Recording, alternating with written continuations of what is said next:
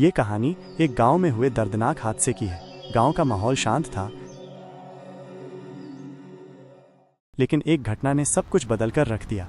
तिलक और रवि दो सगे भाई थे जिनकी शादी हो चुकी थी और वे अलग अलग रहते थे। स्वभाव में दोनों एक दूसरे से बिल्कुल अलग थे।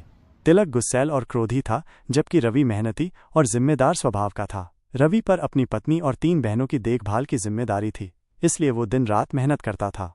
11 मई 2020 की सुबह थी। रवि अपने काम पर जाने की तैयारी कर रहा था, तभी उसके कानों में जोर जोर से चीखने की आवाज़ आई। उसने देखा कि तिलक अपनी पत्नी सुजाता से झगड़ रहा था और गुस्से में आकर डंडा लेकर उसे मार रहा था। सुजाता दर्द से बिलख रही थी। रवि ये सब देखकर तुरंत दौड़ पड़ा।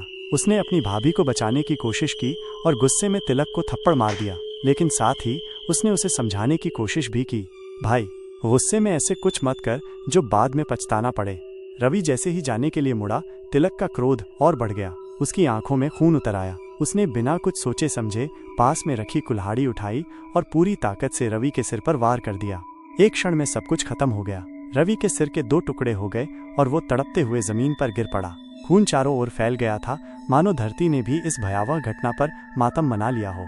गांव वाले ये देखकर सन्न रह गए। चीख पुकार मच गई।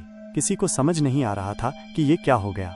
गांव वालों ने तुरंत रवि को डॉक्टर के पास पहुंचाया, लेकिन तब तक बहुत देर हो चुकी थी। किसी ने पुलिस को सूचना दी। पुलिस मौके पर पहुंची और तिलक को गिरफ्तार कर लिया। सुजाता और रवि के परिवार पर दुखों का पहाड़ टूट पड़ा। ये घटना हमें एक गहरी सीख देती है कि गुस्सा इंसान को अंधा बना सकता है। एक क्षण का क्रोध हमारे अपनों को छीन सकता है और हमें ऐसा अपराधी बना सकता है जिसका पछतावा जीवन भर बना रहता है। इसलिए हमें अपने गुस्से पर नियंत्रण रखना चाहिए, वरना इसके परिणाम अत्यंत भयावह हो सकते हैं।